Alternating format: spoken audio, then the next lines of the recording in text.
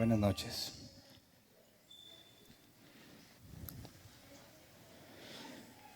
El día de hoy empezaremos a analizar la segunda carta a Timoteo. Acompáñenme por favor a segunda de Timoteo, capítulo 2, versículo 3.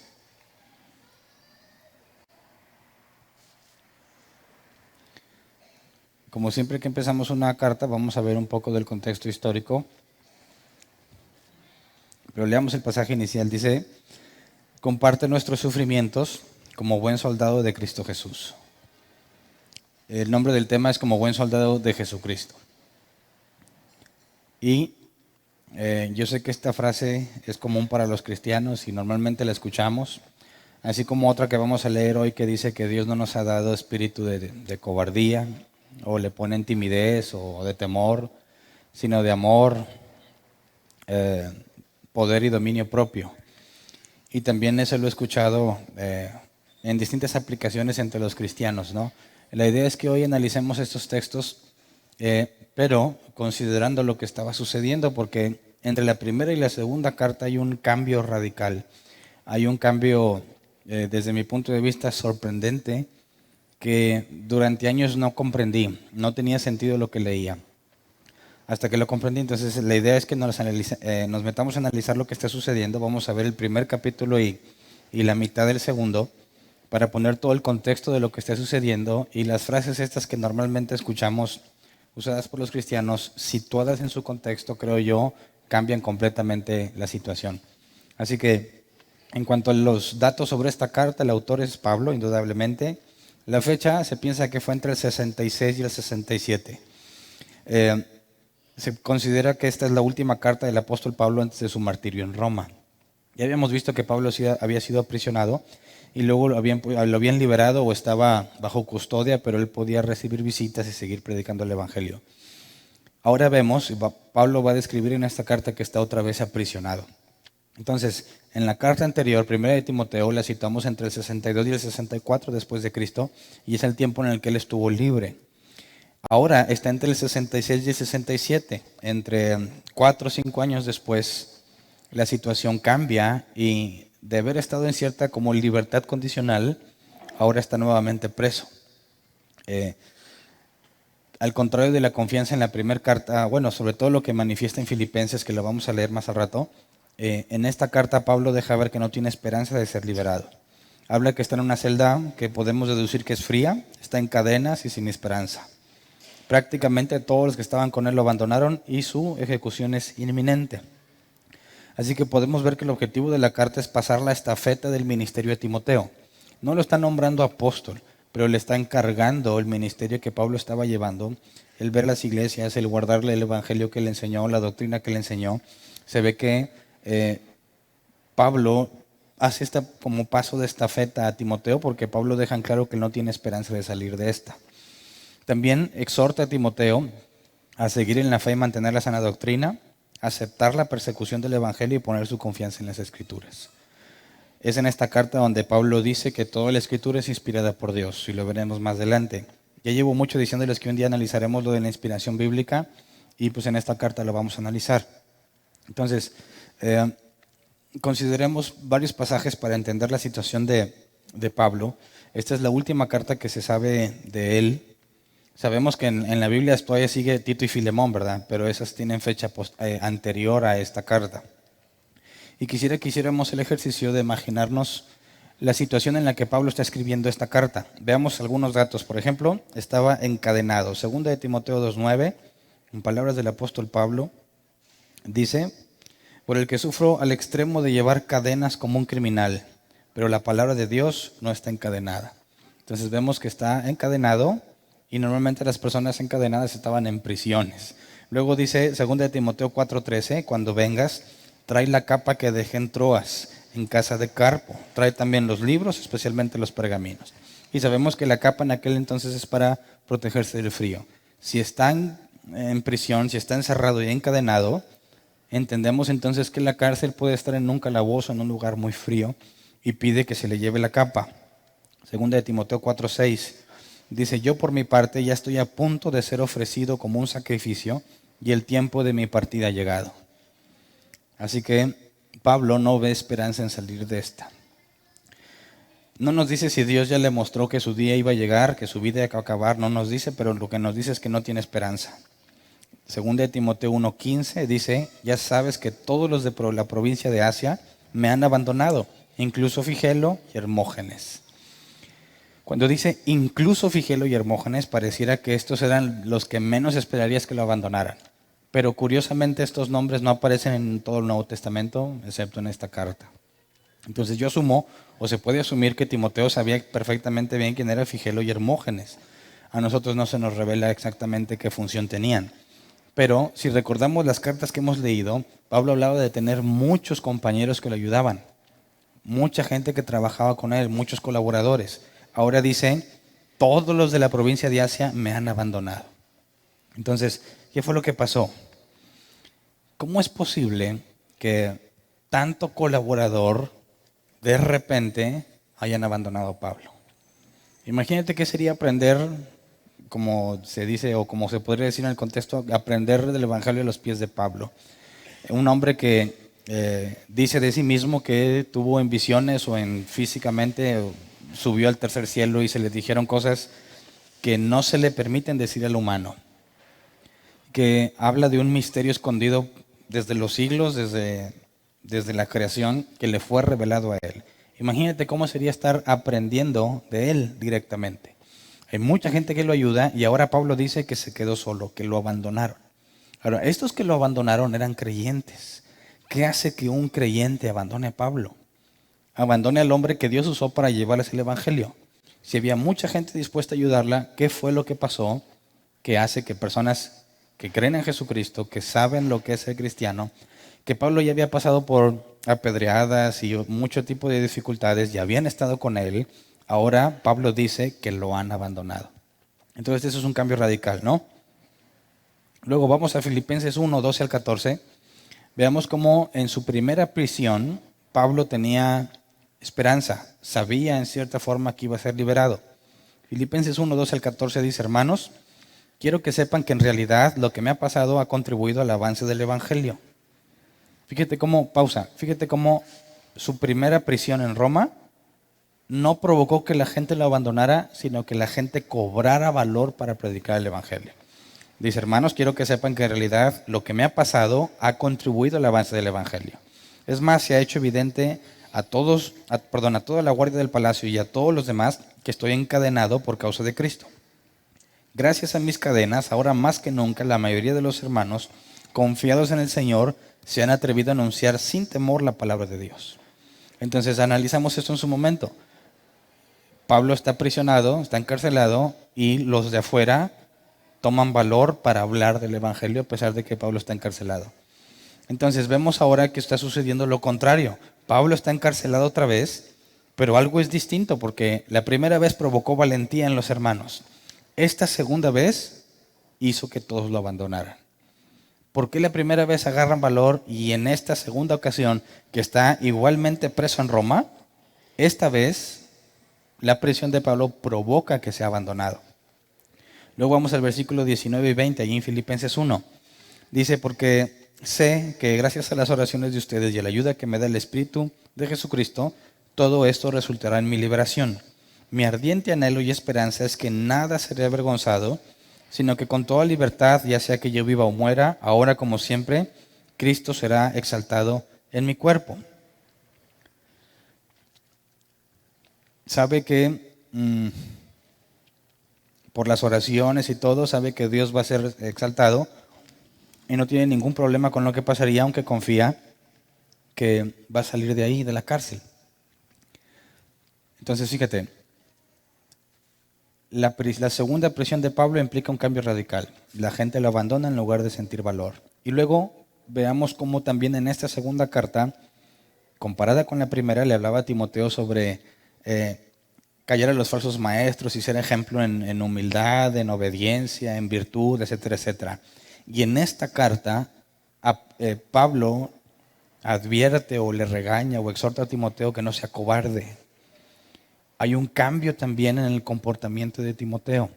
Leamos 2 de Timoteo 1, 6 al 8. Dice, por eso te recomiendo que avives la llama del don de Dios que recibiste cuando te impuse las manos. Pues Dios no nos ha dado un espíritu de timidez, sino de poder, de amor y de dominio propio. Así que no te avergüences de dar testimonio de nuestro Señor, ni tampoco de mí, que por su causa soy prisionero. Al contrario, tú también, con el poder de Dios, debes soportar sufrimientos por el Evangelio. Y aquí habla de timidez el versículo 7, pero si leemos la Reina Valera 60, el versículo 7 dice, porque no nos ha dado Dios espíritu de cobardía, sino de poder, de amor y de dominio propio. Entonces quisiera que viéramos el significado de estas palabras, porque en lugar de decirle a Timoteo que sea ejemplo, ahora le aconseja que no sea cobarde. ¿Qué pasó con Timoteo? Mire,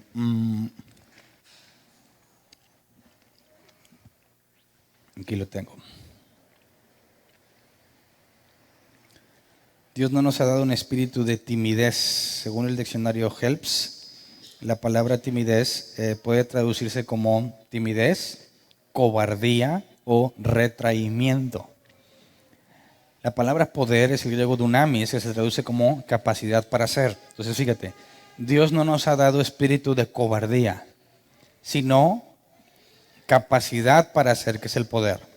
Cuando habla de amor es ágape, amor por decisión. Y cuando habla de dominio propio es sofronismos, que se traduce como dominio propio. Y según el diccionario Helps dice, comportamiento prudente que se ajusta a cada situación.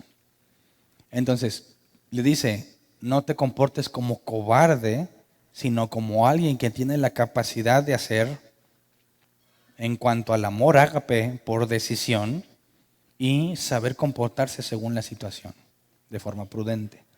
Entonces, aquí hay también un serio cambio entre la actitud de Timoteo en la primera carta y ahora en la segunda carta. Entonces, ¿qué está pasando con todos? ¿Por qué lo abandonan? ¿Por qué Pablo dice que no se avergüence de él mismo? ¿Qué pudo haber hecho Pablo que fuese tan vergonzoso que todos lo dejen? Yo por años estaba diciendo, pues, ¿qué hizo Pablo que le daba vergüenza a la gente, verdad? Pero no tiene nada que ver con lo que hizo Pablo. Vamos a 2 de Timoteo 1, 3 al 4. Dice, al recordarte de día y de noche en mis oraciones, siempre doy gracias a Dios a quien sirvo con una conciencia limpia, como lo hicieron mis antepasados. Pausa. Aquí está hablando, si dice que con conciencia limpia, entonces no es algo que él hubiese hecho, que haya sido vergonzoso. Él dejan claro que tiene la conciencia tranquila. Y lo dice versículo 4, y al acordarme de tus lágrimas, anhelo verte para llenarme de alegría. Y aquí está hablándole a Timoteo. Entonces también Timoteo está sufriendo y Pablo recuerda que Timoteo llora y por eso quiero verlo. Entonces agrégale que le dice que no sea cobarde. También Pablo dice que recuerda día y noche sus lágrimas. Algo hacía sufrir a Timoteo. Entonces la situación está extraña, ¿no? ¿Qué está pasando? Y para eso habría que irnos, para entenderlo, la frase del espíritu nos ha dado un espíritu de poder, de amor y de dominio propio y ser un buen soldado. Tendríamos que entender el contexto histórico de lo que se está escribiendo. Así que cuando sitúas la fecha de la carta entre el 66 y el 67 y tú ves en la historia lo que pasó en esas fechas, resulta que coincide con la gran persecución del cristianismo por parte del emperador Nerón. La persecución se considera que empezó entre el 64 y el 68 y abarca el periodo en el que fue escrita la segunda carta a Timoteo. Y quisiera que tuviéramos un poco de información de lo que sucedió en esta persecución. Debido al gran incendio que arrasó con Roma, o la mayor parte de la ciudad en Roma, dice, durante el verano del 64 reinaba Nerón como emperador. Este incendio duró al menos 5 días y hubo muchísimas pérdidas, entre las que se encontraba el templo de Júpiter. El historiador Tácito, según el historiador Tácito, dice que poco después del fuego, algunos romanos empezaron a culpar a Nerón. En consecuencia, para librarse de la acusación, Nerón buscó rápidamente un culpable, los cristianos.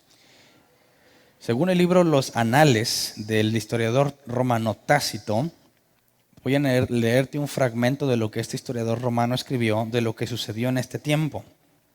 Dice, ni con los remedios humanos, ni con las larguezas del príncipe o con los cultos expiatorios, perdía fuerza la creencia infamante de que el incendio había sido ordenado. Nerón presentó como culpables y sometió a los más rebuscados tormentos a los que el vulgo llamaba cristianos, odiados por sus ignominias. Cristo, del que recibían el nombre, había sido ejecutado por el procurador Poncio Pilato bajo el gobierno de Tiberio. La execrable superstición, reprimida momentáneamente, renació de nuevo no solo por Judea, origen del mal, sino por toda la ciudad, lugar en el que todas confluyen y donde se celebran toda clase de atrocidades y vergüenzas. El caso es que se comenzó por detener a los que confesaban abiertamente su fe y luego, por denuncia de aquellos, a una ingente multitud. Pausa. Va a empezar a narrar lo que pasó. Nerón, hay un gran incendio en Roma, la gente empieza a culpar al emperador, el emperador para zafarse culpa a los cristianos. Y lo primero que hicieron es que comenzó a detener a los que confesaban abiertamente su fe. ¿Quiénes eran de los que confesaban abiertamente su fe? Pablo. A eso se dedicaba. Y son los primeros que fueron detenidos. Dice, luego, por denuncia de aquellos, o sea, de los primeros que agarraron, estos los torturaban y confesaban quiénes más eran cristianos, y debido a la denuncia de estos, a una ingente multitud. Entonces los primeros cristianos que agarraron empezaron a delatar a dónde estaban los demás y dónde se reunían, y empezaron a capturar a muchísima gente. Dice, resultaron convictos no solo de la acusación del incendio, sino del odio al género humano. Pero a su suplicio se unió el escarnio, de manera que perecían desgarrados por perros tras haberles hecho cubrir con pieles de fieras, o bien clavados en cruces. Al caer el día, eran quemados de manera que sirvieran de iluminación durante la noche. A los cristianos. Entonces, entiéndase, le ponían pieles de animales salvajes, soltaban a los perros y los perros, pensando que era un animal salvaje, lo despedazaban. 2, eran crucificados, como dicen que Pedro murió crucificado. Y al hacerse de noche, los prendían como antorchas. Sigo leyendo lo que escribió Tácito. Nerón había ofrecido sus jardines para tal espectáculo y daba festivales circenses mezclados con la plebe, con atuendo de auriga y subido en un carro. Por ello, aunque fueran culpables y merecieran los máximos castigos, provocaban la compasión ante la idea de que perecían no por el bien público, sino para satisfacer la crueldad de uno solo. Es decir, era tanta la hazaña y la forma tan increíble como los mataban y torturaban, que la gente se compadecía de ellos. Consideraban que aún era exagerado, aún si hubieran incendiado Roma, era exagerado lo que les estaban haciendo. Encontré otras referencias, ¿no?, de Tácito, de que fue el período donde muchos murieron en el Coliseo romano. ¿Por qué? Porque fueron acusados falsamente de haber iniciado el incendio. Entonces, imagínate, Pablo es encarcelado. ¿Qué le iban a hacer a los cristianos que estuvieran con Pablo? Algo de esto. Echados a las fieras, crucificados o usados como antorchas humanas en la casa de Nerón. ¿Quién querría quedarse a ayudar a Pablo? Cuando dice, todos me han abandonado, ¿puedes entender por qué? Eran cristianos. Y cuando dices, ¿por qué dejaron a Pablo? Pues por sus propias vidas. Tenían que huir, agarraban familias enteras y morían como espectáculo para la gente. Entonces imagínate la persecución, imagínate la situación. ¿Quién podría estar en pie ahí para defender a los cristianos? Nerón era la máxima autoridad en todo el Imperio Romano. Estaba loco y no había quien le pusiera un alto. Entonces, ¿imaginas la situación de Timoteo? Pablo deja encargado a Timoteo, sigue estando bajo el Imperio Romano, y él tiene que hacer frente y dirigir a la iglesia. No tiene mucha edad, como habíamos analizado. Los primeros que caían eran los que hablaban públicamente. Seguramente andaban tras Timoteo, ¿verdad? ¿Por qué el apóstol Pablo le dice a Timoteo que no sea cobarde? ¿A qué se refiere? Que no nos ha dado Dios espíritu de cobardía. Imagínate tomar la decisión de enfrentar todo este posible sufrimiento simplemente porque eres cristiano y porque no puedes echarte para atrás. Y siendo Timoteo el que está a cargo de la enseñanza, públicamente enseñaría donde se reunía la iglesia. O Sabemos que se reunían en casas y también se reunían en lugares abiertos. Así que era demasiado riesgo para cualquiera que quisiera enseñar la doctrina bíblica abiertamente. Entonces, todo parece tener sentido, ¿no? Hay un cambio radical. Desde la primera a la segunda carta hay como 3 o 4 años y las cosas ya nada que ver con lo que eran. Primero, Pablo le dice a Timoteo, enfócate en corregir, no dejes de predicar. Ahora le dice Timoteo, Dios no nos dio un espíritu de cobardía. Sufre como buen soldado de Jesucristo. Así que le está diciendo, debes estar dispuesto a morir y a sufrir lo que tengas que sufrir con tal de cumplir con la encomienda que Dios te dio. Y nosotros aplicamos esos pasajes en cosas triviales, ¿verdad? No, es que me da miedito el examen. No, Dios no nos ha dado espíritu de cobardía, sino de poder. Es nada que ver con el contexto. ¿Qué es lo que Pablo le está pidiendo a Timoteo? ¿Sabes qué, Timoteo? Te van a martirizar, te van a hacer sufrir, vas a hacer un espectáculo y tienes que aceptarlo. Tienes que sufrirlo. Tienes que, cuando dice dominio propio, tienes que comportarte de forma prudente según la situación. Así que es un asunto muy complejo el que estaban viviendo y se acabó la armonía y la paz en la iglesia. Ya no podían enseñar libremente. Tampoco podían dejar de enseñar. Se habla entonces que se empezaron a reunir bajo tierra. Más adelante se les va a acusar, ya lo veremos si Dios quiere más adelante, de que cuando ellos celebraban la mesa del Señor, que decían, repetían las palabras de Jesús, este es mi cuerpo y esta es mi sangre, fueron acusados de que agarraban a niños, los mataban y se los comían como caníbales y se bebían la sangre, basado en la idea de hacer la Santa Cena que Jesús instituyó, donde se decía simbólicamente, este es mi cuerpo y esta es mi sangre. Quien oyó que hacían eso los acusó públicamente de que eran caníbales y que mataban niños y que se bebían la sangre de los niños, y no se investigó y simplemente empezaron a perseguirlos. Y muchos murieron también a raíz de esa persecución. Hay muchísimas persecuciones que se han hecho al cristianismo, principalmente en estos tiempos. Y nosotros no hemos visto nada ni siquiera parecido. Así que Pablo sabe que ya no va a salir con vida de ahí. En contraste con lo que leímos en Filipenses, donde está confiado en que va a salir, Pablo dice, yo ya estoy puesto para el sacrificio. Y empieza a encargarle a Timoteo lo que debe de hacer ahora que él ya no esté. Así que ese es el contexto histórico. Eso es lo que tenemos que tener en cuenta cuando empezamos a leer la carta para entender a qué está refiriéndose Pablo y cuáles son las instrucciones de un hombre condenado a muerte. Pablo está seguro que no va a librarse, así que tiene que dejarle encargado a Timoteo lo que tiene que hacer. Y sabe que Timoteo tiene problemas para permanecer firme porque tiene miedo. Y tiene que decirle que a pesar del miedo que tiene que seguir con lo que Jesús le encomendó. Y cuando venimos a nuestros tiempos actuales, la gente no viene a la iglesia porque tiene sueño. Porque van a jugar los Tigres o los Rayados. Porque juega la selección, porque hace mucho frío. Porque son tan distintos los cristianos de ahora con los de antes. Aquellos decían, no vine a la iglesia. ¿Por qué? Porque atraparon a mi familia. O porque ya los habían matado. Y los que seguían vivos se reunían en secreto. Aquí tenemos todas las libertades que se puedan tener para congregarnos y la gente decide que hay ocupaciones más importantes que congregarse. ¿Por qué es tanta la diferencia entre los cristianos de ese tiempo a los de ahora?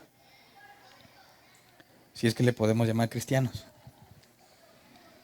Entonces, teniendo este contexto, leamos 2 Timoteo 1 al 8 y desglosemos por partes para ir entendiendo el contexto principalmente del pasaje inicial que queremos tratar el día de hoy. 2 Timoteo 1, del 1 al 8.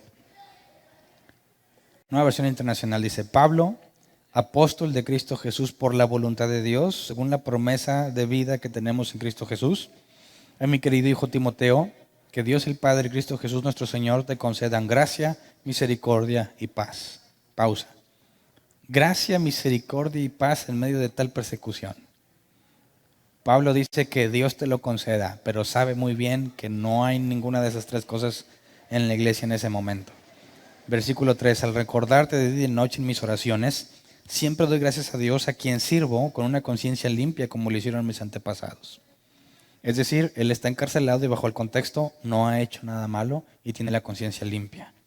Versículo 4, y al acordarme de tus lágrimas, anhelo verte para llenarme de alegría. Aquí no está hablando de una visita común y corriente, habla de la última vez que va a ver a Timoteo. Y al recordar Pablo cómo a Timoteo está sufriendo al hacer referencia a las lágrimas, deja claro que quisiera verlo al menos una última vez. Versículo 5, traigo a la memoria tu fe sincera, la cual animó primero a tu abuela Loida y a tu madre Eunice y ahora te anima a ti. De eso estoy convencido. Por eso te recomiendo que avives la llama del don de Dios que recibiste cuando te impuse las manos. Pues Dios no nos ha dado un espíritu de timidez, sino de poder, de amor y de dominio propio. Pausa.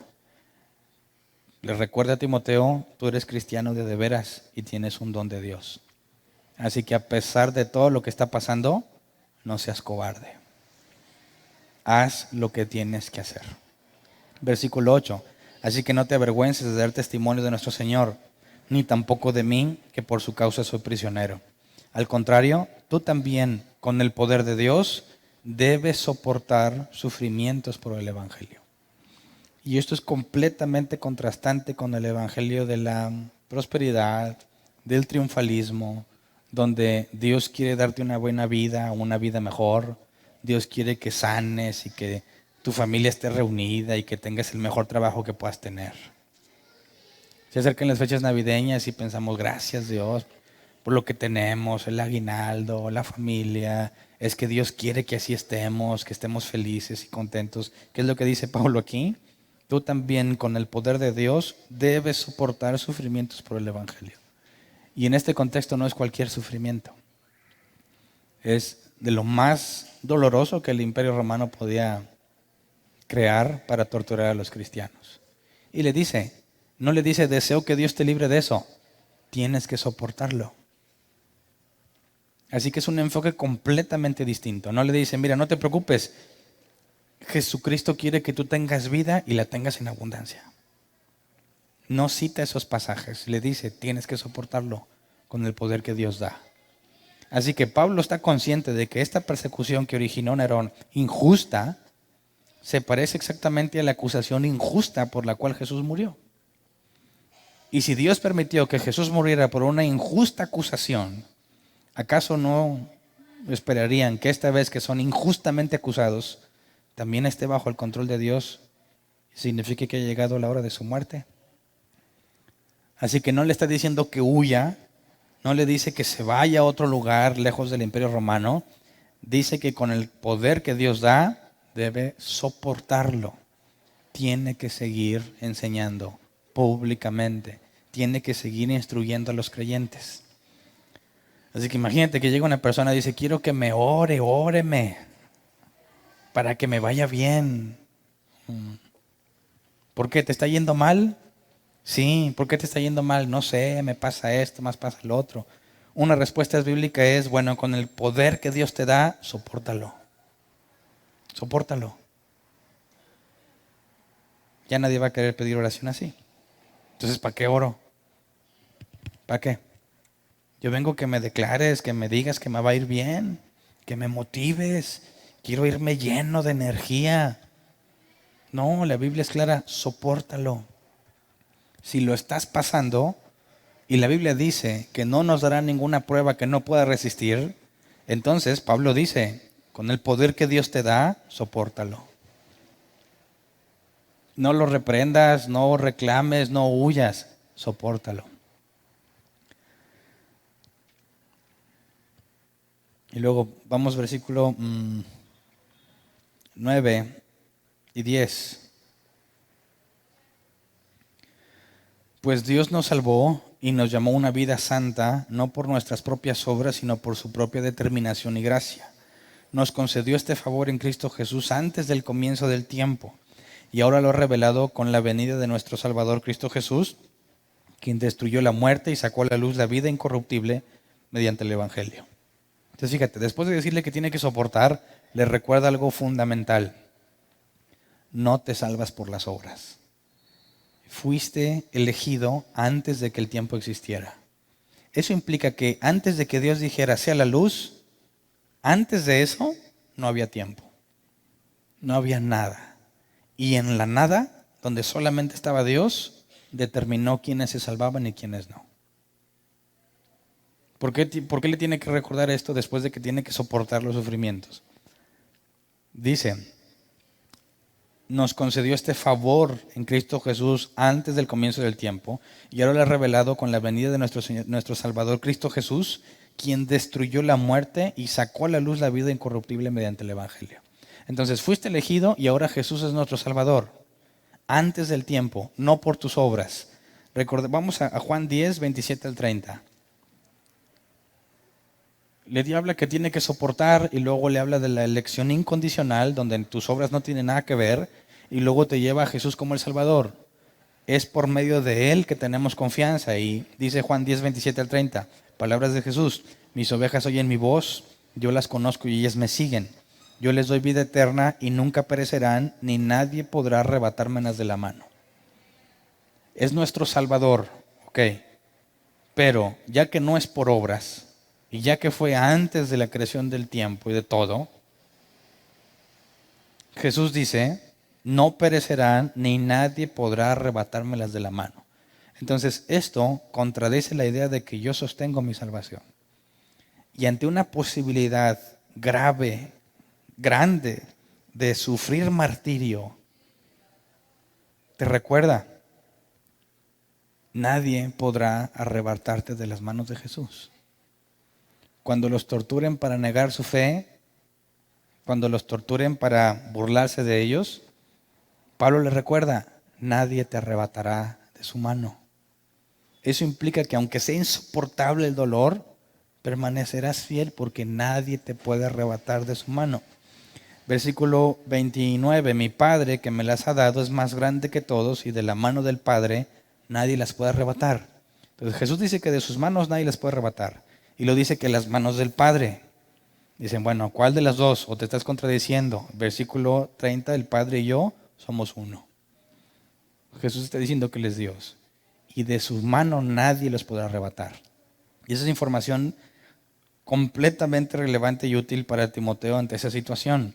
A pesar de que sea expuesto a semejante tortura, nadie te podrá arrebatar de las manos de Dios. Entonces, no es un llamado a decir, bueno, lo bueno es que Dios no va a permitir que pase por ahí. No, vas a pasar. Cuando pases, nada te va a apartar de su mano, ni el dolor que sientas, ni las ganas de decir, ya, con tal de dejar de sufrir. No, Dios va a hacer que permanezcas fiel. Entonces, fíjate cómo la confianza ante la adversidad no depende de que te vayas a portar bien y que permanezcas fiel. Depende de la promesa de que nadie te arrebatará de las manos de Jesús. Entonces no descanso en mí.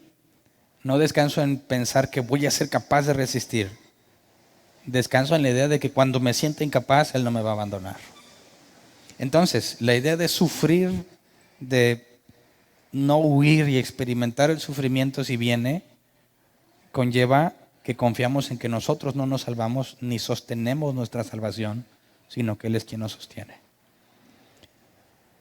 Versículo 11 y 12 de 2 de Timoteo 1. Dice, de este evangelio he sido yo designado heraldo, apóstol y maestro. Por ese motivo padezco estos sufrimientos, pero no me avergüenzo, porque sé en quién he creído y estoy seguro de que tiene poder para guardar hasta aquel día lo que le he confiado.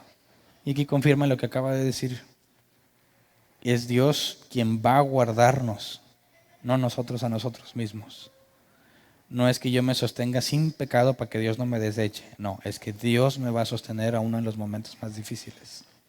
Versículo 13 al 15. Con fe y amor en Cristo Jesús, sigue el ejemplo de la sana doctrina que de mí aprendiste. Con el poder del Espíritu Santo que vive en nosotros, cuida la preciosa enseñanza que se te ha confiado.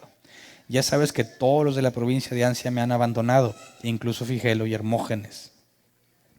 Que el Señor les conceda misericordia a la familia de Onesíforo, porque muchas veces me dio ánimo y no se avergonzó de mis cadenas. Al contrario, cuando estuvo en Roma, me buscó sin descanso hasta encontrarme. Que el Señor le conceda hallar misericordia divina en aquel día. tú conoces muy bien los muchos servicios que me prestó en Éfeso. Entonces fíjate, Onesíforo y su familia, yo no sé si fueron todos, aquí parece ser que nada más fue él, pero va a la cueva del lobo, va a Roma a buscar a Pablo, donde está el origen de la persecución, con tal de serle útil. Entonces, a pesar de que muchos lo abandonaron, Dios da evidencias de que siempre guarda un remanente y que siempre hay personas que Él va a preservar fieles. Y que a pesar de tanta persecución, este hombre es lo suficientemente loco o digamos fiel a Dios como para ir a buscar a Pablo y tratar de serle de ayuda, serle útil. Imagínate que frente a nuestros tiempos, oye, hay que ir a Roma y ahí está la persecución. No, a Pablo, pues tengo familia, tengo hijos, no puedo arriesgarme, tengo que ser un buen administrador de mi casa. Y hay muchas excusas que puedes usar para resguardarte y protegerte. Pero este hombre va con tal de hacer ayuda porque sabe que Pablo está solo. Eso no lo hace cualquiera, ¿verdad? Segunda de Timoteo 2, del 1 al 3. Así que tú, hijo mío, fortalécete por la gracia que tenemos en Cristo Jesús. Lo que me has oído decir en presencia de muchos testigos, encomiéndalo a creyentes dignos de confianza que a su vez estén capacitados para enseñar a otros. Comparte nuestros sufrimientos como buen soldado de Cristo Jesús. Así que fíjate que lo que dice en el versículo 1 y 2 tiene que ver con los ancianos u obispos, ¿verdad? Acuérdate que uno de los requisitos para un obispo o anciano es ser capaz de enseñar. Así que dice, lo que me has oído decir en presencia de muchos testigos, encomiéndalo a creyentes dignos de confianza, que a su vez estén capacitados para enseñar a otros. Y aquí tiene también que ver un asunto grave. ¿Qué pasa si atrapan a Timoteo y Timoteo no hizo eso? Pablo sabe que están a punto de matarlo, pero sabe que afuera hay gente que tiene la misma enseñanza que él y que la está transmitiendo. Pero como eres una persecución generalizada a todos los cristianos, ¿qué pasa si Timoteo no se enfoca en enseñarle a otros para que lo repitan y lo atrapan? Se va a perder la doctrina. Se va a perder el sano evangelio con el cual estuvieron luchando contra los falsos maestros. No sería problema para un falso maestro negar su fe. El problema es para los verdaderos creyentes.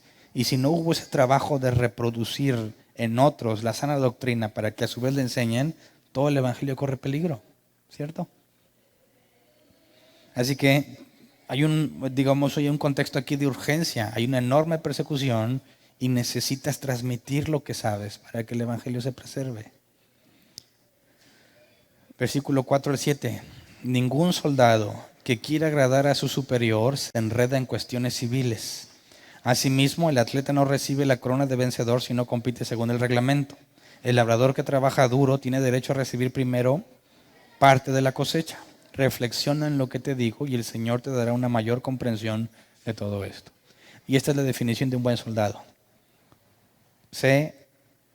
Le repasemos el versículo 3. Comparte nuestros sufrimientos como buen soldado de Cristo Jesús. Así que si tú quieres ser un buen soldado de Cristo, ¿qué implica? Enfrentar los sufrimientos, los que Dios te haya puesto. Sabemos que los que tengas aquí no se comparan con los que estaban allá, ¿verdad? Así que si ellos aguantaron y se les dio gracia y poder para soportarlo, nosotros ¿por qué nos desesperamos y sentimos que ya no hay salida y uno se quiere suicidar? ¿Por qué? Un buen soldado soporta el sufrimiento. Y luego nos define, leámoslo en traducción lenguaje actual, versículo 4 al 7. Los soldados que tratan de agradar a sus jefes no se interesan por ninguna otra cosa que no sea el ejército. De igual manera, el atleta que participa en una carrera no puede ganar el premio si no obedece las reglas de la competencia. Y el que cultiva la tierra tiene que trabajar antes de poder disfrutar de la cosecha. Piensa en estas cosas y el Señor Jesucristo te ayudará a entenderlo todo. Entonces, evitamos, o un buen soldado sabe que acepta el sufrimiento que Dios haya puesto para él, pero aparte se enfoca por sobre todas las cosas, dice, en el ejército, en los creyentes, en los demás, en servir, en reproducir la sana doctrina, independientemente de los problemas que tienes. Esto es muy importante que lo entendamos. Mucha gente cuando tiene problemas ya no viene a la iglesia, ¿verdad? Tengo muchos problemas. ¿Y? Si vamos a ser un buen soldado, ¿qué implica? Súfrelos y sigue enfocado en lo que Dios te encargó. ¿Me explico? No hay ninguna justificación para decir tengo muchos problemas, así que ya no voy a hacer lo que Dios me ha encomendado. ¿Qué es lo que Dios te encomendó? Te dio dones y talentos. ¿Para qué? Para edificar el cuerpo. Y el cuerpo no puede detener la edificación por los problemas que tienes. ¿Me explico? Así que si vamos a ser un buen soldado de Jesús, implica que te aguantes cuando te va mal y sigas haciendo lo que Dios te encomendó. De otra manera no eres un buen soldado. No calificas dentro del verdadero cristianismo. Porque ¿qué sería más valioso? ¿Arreglar tu vida o no desobedecer lo que Dios te ha encomendado? Sobre todo cuando es Dios quien tiene control de todo y si te mandó problemas, es Él quien está en control aún de esos problemas. Y Él no está esperando que digas, bueno, me voy a tomar un tiempo para arreglar mis cositas. No, aguántate, súfrelo como buen soldado y continúa haciendo lo que debes de hacer, que si lo vemos desde una perspectiva bíblica es lo más importante que puedes hacer. ¿Verdad? Reflexiona en lo que te digo y el Señor te dará una mayor comprensión de todo esto. Versículo 8, en adelante. No dejes de recordar a Jesucristo, descendiente de David, levantado de entre los muertos. Este es mi evangelio por el que sufro al extremo de llevar cadenas como un criminal. Pero la palabra de Dios no está encadenada. Aquí hay una analogía interesante, ¿no? Quizás tú te sientes encadenado con todos los problemas, pero la palabra no. No hay nadie que la pueda frenar, ni tus problemas.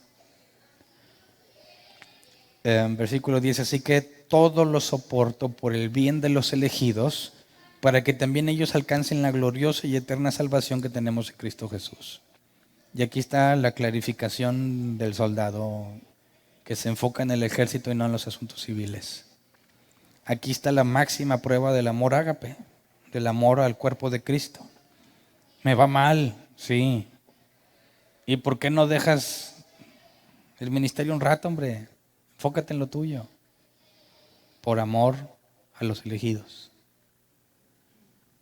¿Me explico? Amar a Dios es amar a su pueblo también, a los suyos. Dices que amas a Dios, pero cuando tienes problemas te vale queso los suyos. No voy a la iglesia, yo tengo cosas que hacer, tengo compromisos. ¿Cómo? ¿Qué clase de amor tienes entonces? ¿Dónde está el amor por los elegidos? Te amas más a ti. Y no puede ser posible que digas que amas a Dios y no amas a su iglesia. Así que todo lo soporto por el bien de los elegidos. Tiene que llegar a un punto en tu vida en el que tú vales menos y Él vale más. Como dijo Juan el Bautista, es necesario que yo mengüe para que Él crezca. Y la única forma en que yo puedo demostrar que realmente hay un Dios es con mis acciones. Obviamente las palabras son indispensables, ¿verdad? Hay que transmitir quién es Dios, la doctrina correcta. Pero si yo no soy congruente con lo que enseño, de nada sirve.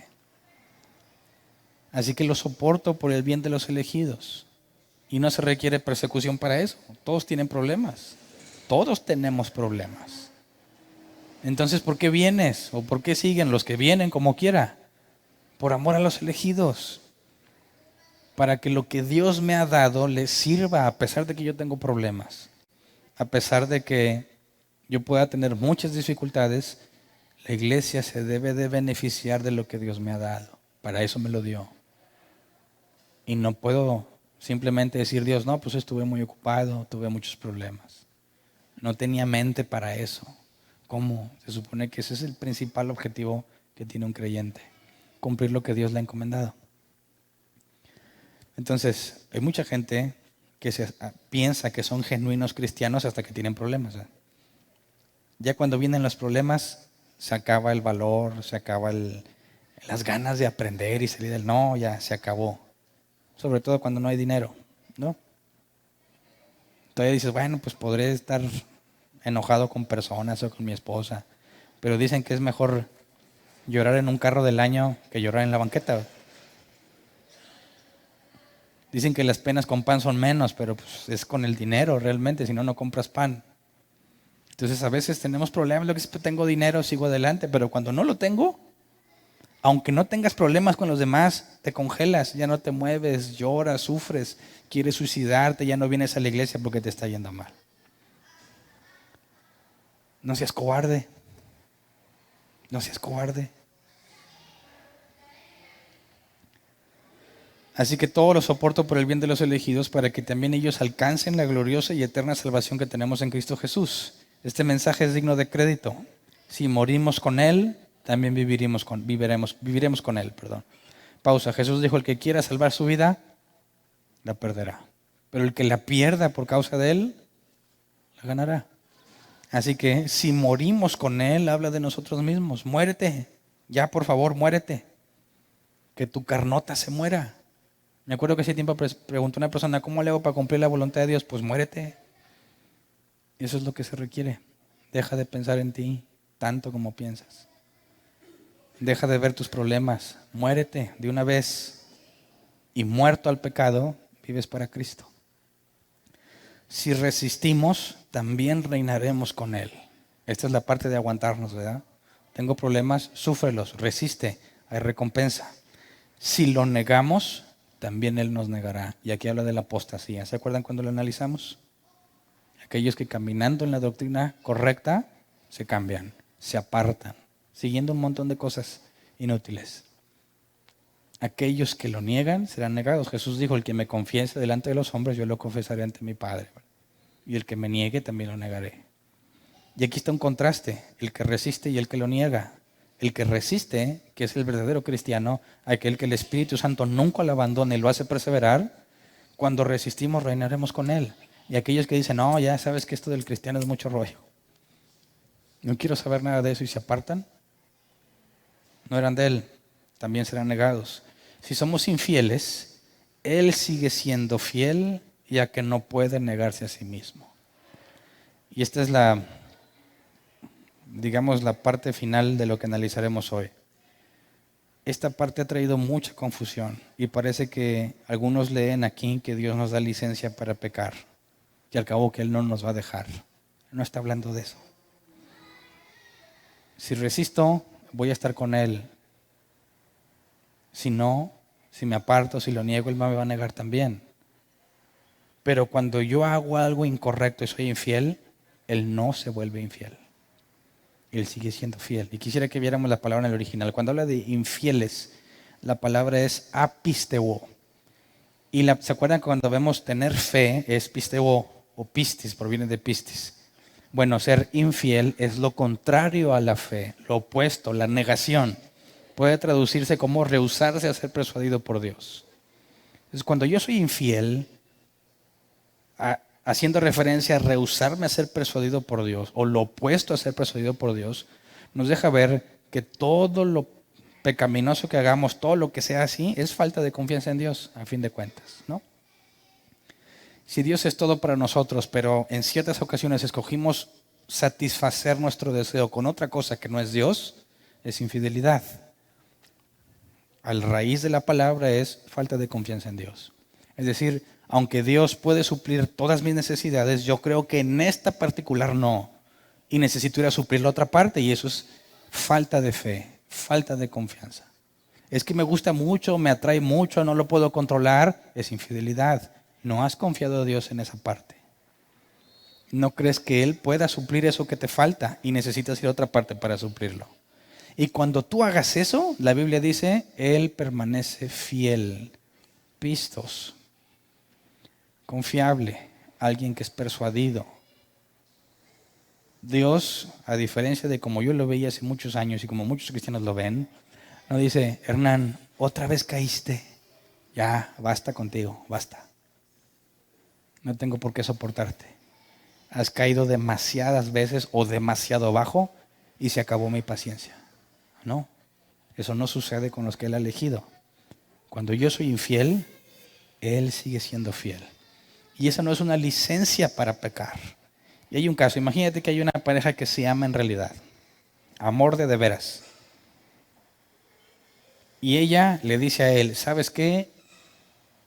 Yo siempre te amaré y siempre voy a tener confianza en ti. muchos cristianos, como yo antes también pensaba, decía, ya que dices eso, entonces yo puedo serte infiel, que al cabo que tú siempre vas a confiar en mí. Yo puedo serte infiel al cabo que tú siempre me vas a amar. Y no importa qué haga, tú me vas a amar, entonces puedo hacer lo que yo quiera. Si yo amo realmente a esa mujer y me dice que siempre va a confiar en mí y siempre me va a ser fiel, no es en ninguna forma una razón para yo ir a serle infiel y aprovecharme de la confianza que me da, porque la amo. ¿Me explico? Dicen, Hernán, si tú enseñas que Dios es fiel a pesar de que ellos no, y que la salvación no se pierde, se van a ir a pecar. Sí, se van a ir a pecar los que no amaban a Dios. Aquellos que no lo aman se van a ir. Y lo único que necesitaban para irse es que les dijeras que tienes permiso de irse. Que al cabo Dios no cambia y van a decir, pues que estoy aquí aguantándome las ganas de hacer eso. Mejor voy y lo hago, que al cabo Él no me va a desechar. Y quedan en evidencia de que no aman a Dios, que fueron mentirosos todo el tiempo. Así que cuando Pablo habla aquí, también tiene que ver el contexto de la persecución. ¿Qué pasa si Timoteo flaquea? ¿Qué va a hacer Dios con él? Dios no cambia. Él sigue siendo fiel. Nadie te arrebatará de su mano. Entonces, siempre que entramos en un problema difícil para nosotros, obviamente no se compara con lo que ellos están pasando o estuvieron pasando en este tiempo. Pero todo problema que nos incomoda y nos hace estar sin paz, nos roba el gozo, dicen los cristianos. Tiene que ver con temor, ¿cierto? Hay miedo. Tenemos miedo a que no vamos a pasar de ahí. Tenemos miedo a que no voy a saber cómo hacerlo. Tengo miedo a que quizás Dios ya no me acepte. Y ahí está el pecado precisamente. Que Dios no nos ha dado espíritu de cobardía, sino de poder, de amor y de dominio propio. Y descansamos en Él, en que a pesar de que nuestros errores son malos, graves o muchos, obviamente estoy hablando de gente que lucha por no pecar y sigue tropezando. Podemos descansar en que Él nos salvó no por lo bueno que somos, sino por su misericordia. Entonces, la idea de ser un buen soldado y aceptar el sufrimiento no es agarra valor y aviéntate. No, es confía en el Padre, confía en Jesús, en el Espíritu Santo que te sostiene, que no importa cuán difícil sea la situación, todo obra para bien, para aquellos que conforme a su propósito fueron llamados. Y por más difícil que se vaya a poner, si tú perseveras en las cosas de Dios y tienes muchos problemas, pero no quitas el dedo del renglón y sigues haciendo lo que Dios te ha encomendado, estudias, oras y vienes y te congregas, te va a sostener. Si resistes, reinarás con Él. Así que un buen soldado se enfrenta a la guerra sabiendo que hay alguien que jamás nos va a dejar. Y si la riego, me va a perdonar. Abogado tenemos para con el Padre. Y que si soy infiel, Él nunca cambia y sigue siendo fiel. Así que aquellos que piensen que sostienen su salvación, tarde o temprano van a llegar a un punto en el que se van a sentir perdidos. Porque se van a dar cuenta que han hecho tanto mugrero que es imposible que un Dios santo y justo lo siga aceptando. Y se van a dar cuenta que ya que no son aceptables van a tener que venir a decir, Señor, perdóname. Y negar su propia convicción. Ellos sentían o pensaban, como me ha pasado a mí, que Dios te podía desechar. Y heme aquí. No me ha desechado, aunque ha tenido muy buenas razones para hacerlo. Así que tienes que darte cuenta que es imposible que tú sostengas la salvación. Y si no has llegado al punto donde la has regado tanto, no te preocupes, vas a llegar. Es cuestión de tiempo. Y cuando estés ahí, te vas a dar cuenta que si tú eres de Dios, te va a poner en pie.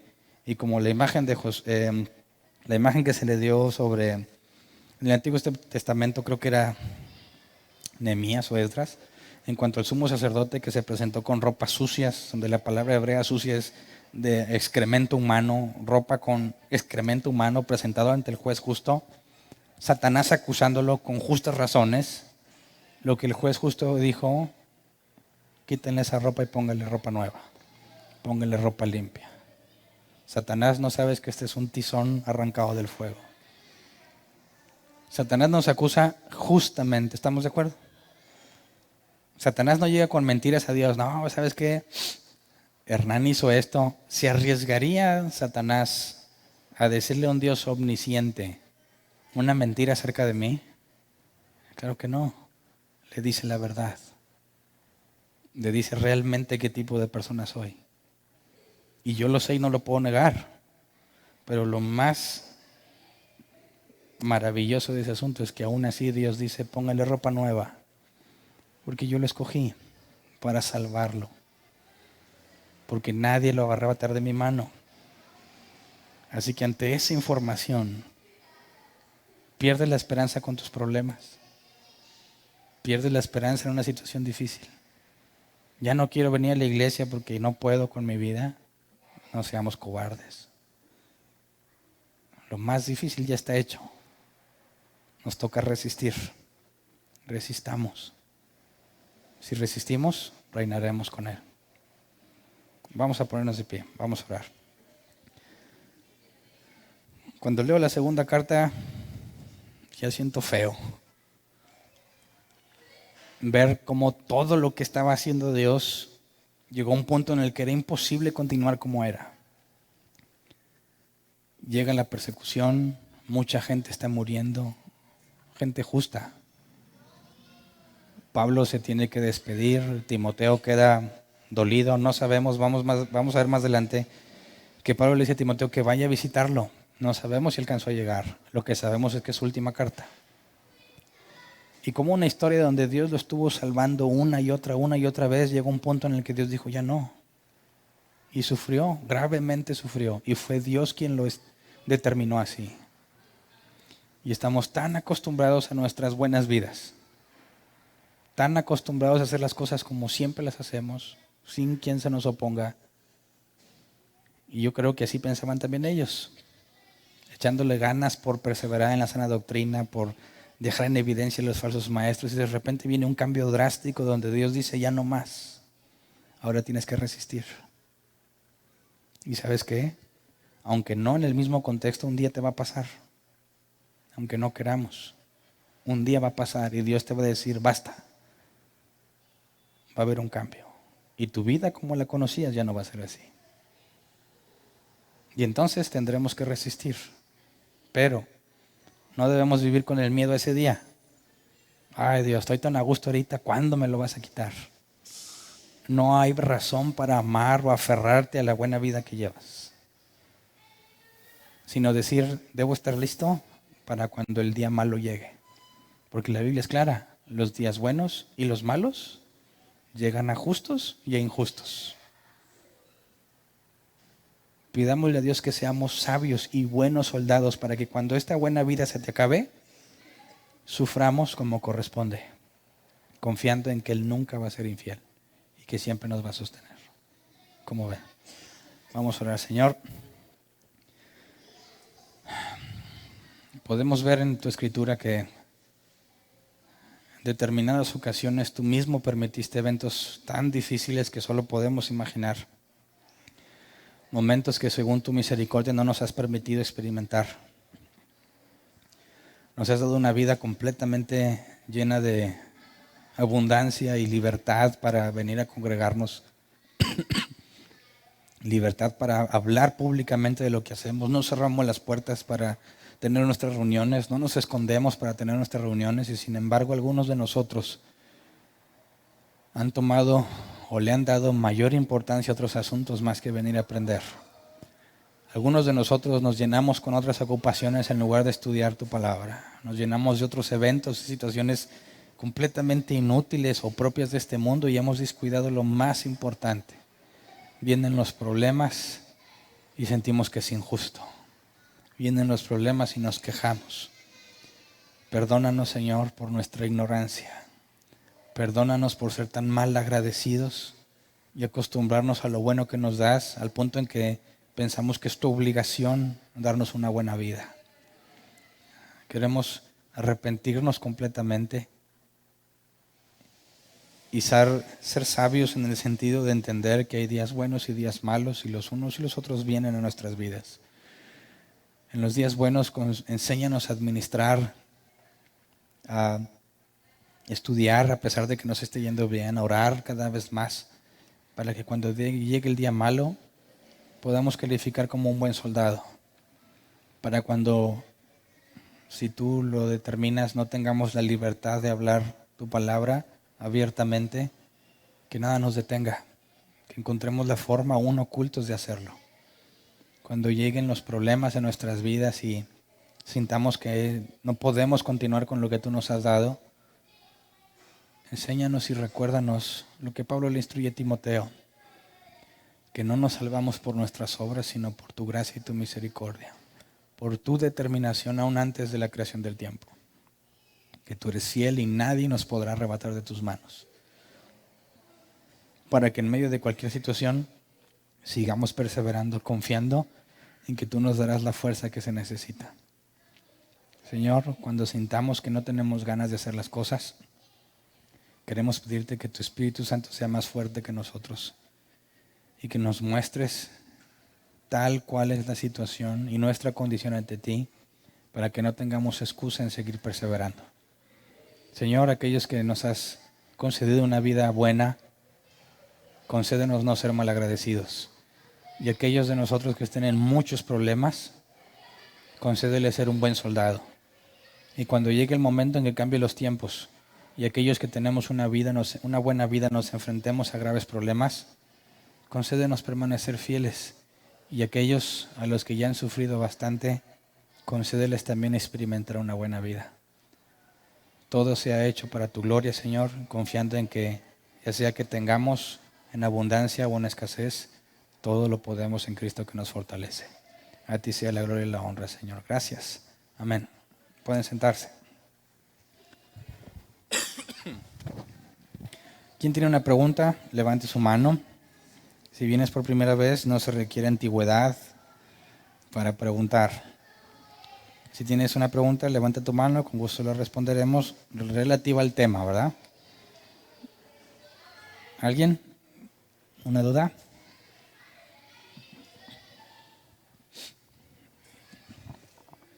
Buenas noches. Buenas noches. Aquellos que abandonaron a Pablo, pues fueron unos cobardes, ¿no? Y entonces podríamos decir que ellos, pues no eran fieles, no eran verdaderos cristianos. No necesariamente verdadero cristiano, no fueron buenos soldados.